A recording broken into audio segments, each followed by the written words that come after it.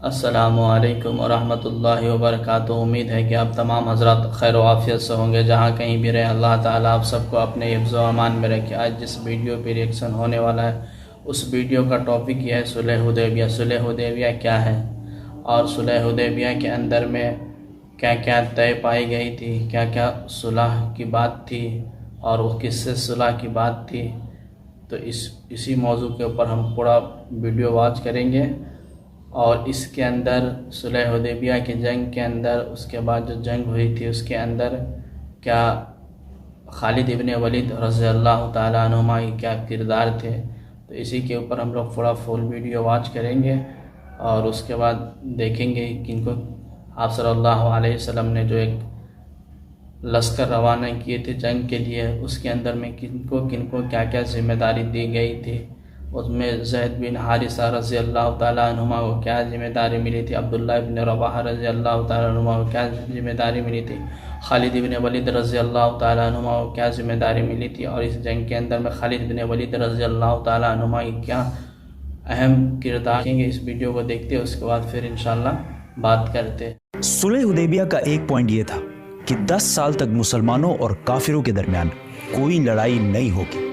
इससे मुसलमानों को थोड़ा टाइम मिला और उन्होंने रिलैक्स होकर इस्लाम की दावत देना शुरू की। इस्लाम कबूल करने के बाद सहाबा की जिंदगी बाकी अरबियों से बिल्कुल अलग हो चुकी थी, जिससे अरब के लोग बहुत इम्प्रेस होते थे और आहिस्ता आहिस्ता बहुत सारे लोग इस्लाम की दावत कबूल करने लगे। इन सब में मक्का के दो बहुत इंपॉर्टेंट लोग खालिद बिन वलीद और अमर बिन आस भी थे। और खालिद बिन वलीद के लिए तो इस्लाम कबूल करना बहुत मुश्किल था, क्योंकि कुरान में वलीद बिन मुगीरा जो खालिद बिन वलीद के वालिद थे उनके बारे में बहुत सख्त वर्ड्स यूज किए गए थे। और अरब में खानदान और स्पेशली बाप की इज्जत सबसे इंपॉर्टेंट चीज होती थी। लेकिन फिर भी खालिद बिन वलीद ने अपने वालिद और पूरे खानदान के खिलाफ जाकर इस्लाम कबूल कर लिया। आहिस्ता आहिस्ता इस्लाम फैलता गया और रसूलुल्लाह सल्लल्लाहु अलैहि वसल्लम ने एक एम्बेसडर रोमन एम्पायर की तरफ भेजा। लेकिन इस एम्बेसडर को गस्सानी किंगडम ने बहुत ही बुरी तरह कत्ल कर दिया। ये गस्सानी किंगडम अरब और रोमन एम्पायर के बिल्कुल बीच में था और ये गस्सानी किंगडम रोमन एम्पायर का एक वेसल स्टेट था। वेसल स्टेट मतलब एक पपेट स्टेट। गस्सानी किंगडम का एम्बेसडर को मारना जंग के ऐलान जैसे था। और सिर्फ उस जमाने में नहीं बल्कि आज भी यूएन चार्टर्स में एम्बेसडर को मारना सबसे बड़े क्राइम्स में से एक है। रसूलुल्लाह सल्लल्लाहु अलैहि वसल्लम को जब पता चला तो उन्होंने फौरन 3000 लोगों की फौज जमा की और रोमन एम्पायर पर हमले का फैसला किया। ये फौज मुसलमानों की सबसे बड़ी फौज थी। इससे पहले मुसलमानों ने इतनी बड़ी फौज कभी जमा नहीं की थी। रोमन एम्पायर इससे कुछ ही अरसा पहले पर्शियन एम्पायर से एक बहुत खतरनाक जंग जीत चुकी थी। रोमन और पर्शियन एम्पायर उस जमाने के दो बड़े सुपर पावर्स थे, जिस तरह आज अमेरिका और चाइना है। और इस जंग में कौन जीतेगा ये कुरान ने इस जंग के खत्म होने से पहले ही बता दिया था। ये भी बहुत जबरदस्त स्टोरी है, तो सब्सक्राइब। ये रोमन एम्पायर का पीक दौर था। इससे पहले अरबों ने रोमन एम्पायर पर कभी भी हमला नहीं किया था और रोमन एम्पायर से जंग करना बिल्कुल सुसाइड समझा जाता था। जब अरबों को पता चला कि सिर्फ 3000 मुसलमान रोमन एम्पायर पर हमला कर रहे हैं तो उन्होंने बहुत मजाक उड़ाया और कहा कि इन 3000 में से एक भी बंदा जिंदा बचकर वापस नहीं आएगा और रोमन एम्पायर इसके बाद मदीना पर हमला करके मुसलमानों को खत्म कर देगा। रसूलुल्लाह सल्लल्लाहु अलैहि वसल्लम ने इस फौज का लीडर ज़ैद बिन हारिसा रज़ियल्लाहु ताला अन्हु को बनाया।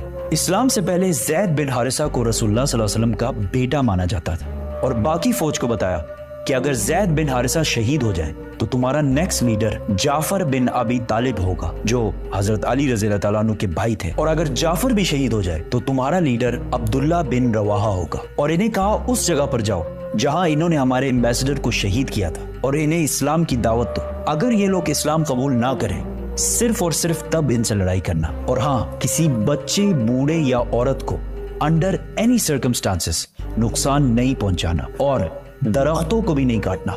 ज़ैद रज़ियल्लाहु ताला अन्हु 3000 फौज लेकर रवाना हुए तो रास्ते में उन्हें पता चला कि रोमन्स 2 लाख फौज लेकर मुसलमानों की तरफ आ रहे हैं। 2 लाख 3000 वर्सेस 2 लाख। इस एनिमेशन को देखें, इससे थोड़ा अंदाजा होगा कि इन दो फौजों में कितना बड़ा डिफरेंस था।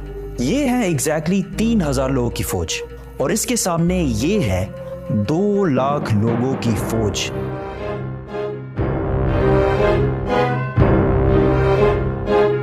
कुछ वेस्टर्न हिस्टोरियंस कहते हैं कि ये 2 लाख नहीं बल्कि इससे कम थे, लेकिन सब ये बात मानते हैं कि रोमन्स मुसलमानों से बहुत ज्यादा थे। मुसलमानों के एक ग्रुप ने सोचा कि हमें मदीना से और फौज का इंतजार करना चाहिए, लेकिन मुसलमानों के तीसरे जनरल अब्दुल्ला बिन रवाहा ने कहा कि हम जंग या जीतेंगे और या शहीद होंगे, जंग छोड़ के जाने वाला कोई ऑप्शन नहीं है। तो यहां मुसलमानों ने एक जबरदस्त प्लान बनाया।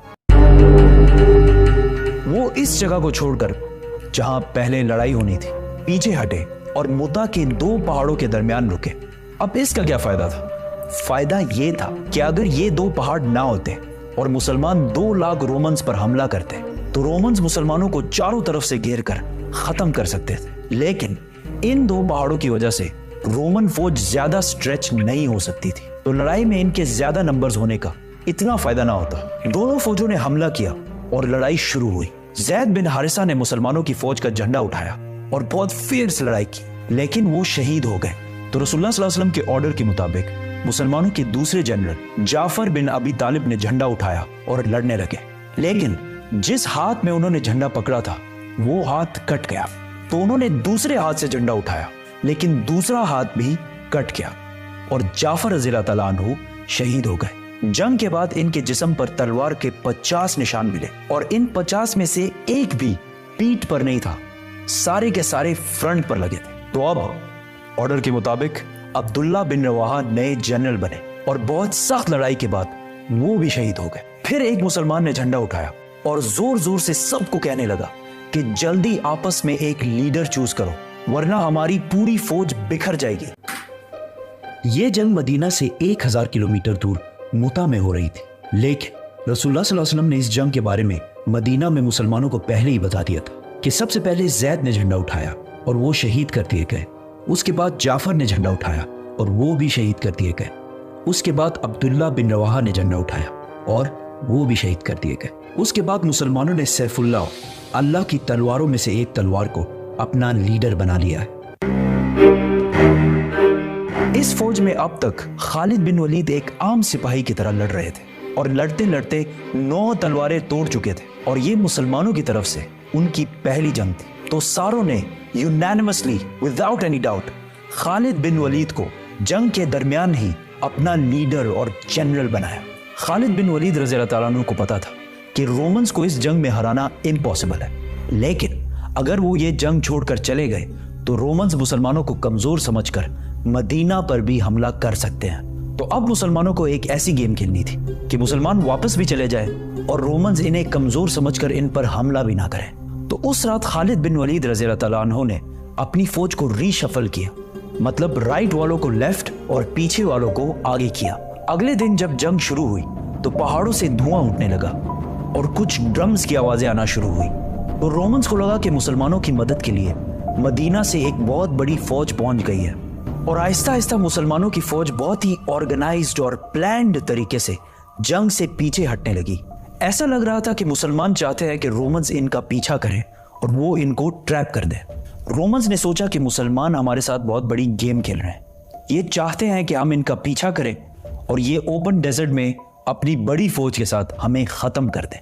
तो रोमन्स ने यह सब देखकर मुसलमानों का पीछा नहीं किया और मुसलमानों की फौज आहिस्ता आहिस्ता वहां से पीछे हटकर मदीना पहुंच गई और मुसलमानों की फौज को रोमन्स के मुकाबले में बहुत कम नुकसान हुआ।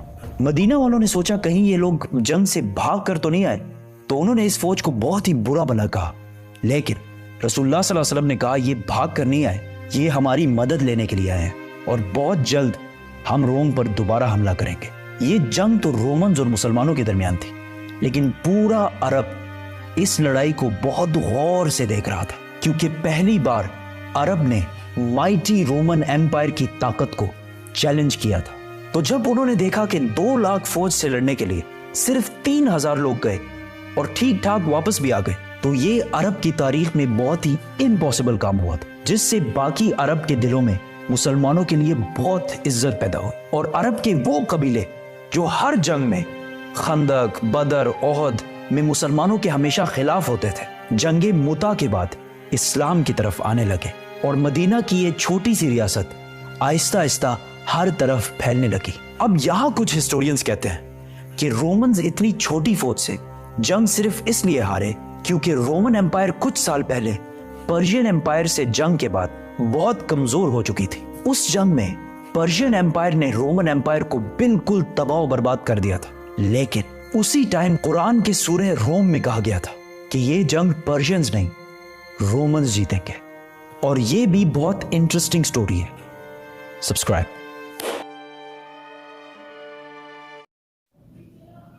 तो हम लोगों ने पूरा फुल वीडियो वॉच किया। वीडियो में हम लोगों ने देखा समझा कि क्या इस वीडियो के अंदर में क्या वो चीज़ जो सुलह हुदैबिया क्या था और क्यों उसके अंदर क्या क्या शराइत थे।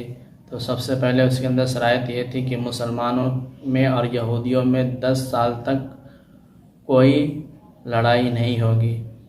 इससे मुसलमानों को क्या फ़ायदा हुआ, इस मुआहदे से मुसलमानों को इस मुआहदे से ये फ़ायदा हुआ कि मुसलमान हर एतबार से काफ़ी कमज़ोर थे और इन 10 सालों के अंदर में मुसलमानों को हर एतबार से थोड़ी ताकत और क़ुव्वत मिली हुआ। हर एतबार से, माली एतबार से, हथियार के एतबार से, हर एतबार से मुसलमानों को थोड़ी मौका मिला। 10 सालों का फुर्सत मिला तो 10 सालों में मुसलमानों ने अपने आप को तैयार किया हर एतबार से।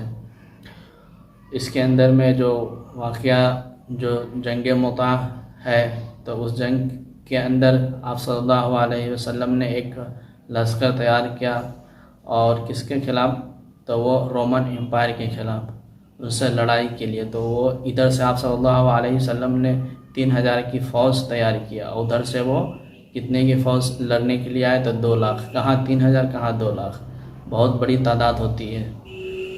तो उसके अंदर में सबसे पहले कमांडर बनाए किनको बनाए, तो ज़ैद बिन हारिसा रज़ी अल्लाह ताला अन्हु को, और उसके बाद जाफ़र रज़ी अल्लाह ताला अन्हु को, और उसके बाद अब्दुल्ला इब्न रवाहा रज़ी अल्लाह ताला अन्हु को।